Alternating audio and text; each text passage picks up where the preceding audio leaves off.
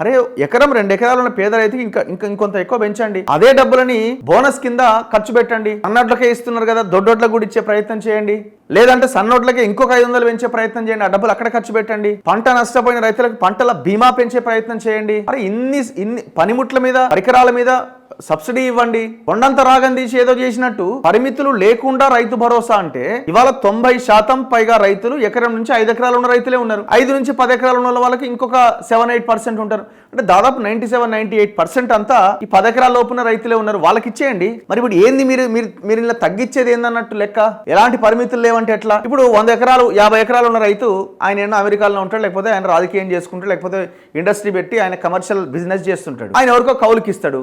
మరి ఎవరు అకౌంట్లు వేస్తారు? అది ఎవరు సాగు చేస్తారు? కౌలు రైతులు సాగు చేస్తారు. కౌలు రైతులకి ఏది? అదేదో ఆ కౌలు రైతులకి ఇవ్వచ్చు కదా. గ్రామ సభలు పెట్టి ఎవరి భూమి సాగు చేస్తున్నారు, కౌలుకు తీసుకున్నారా, లేదు యజమాని సాగు చేస్తున్నాడా?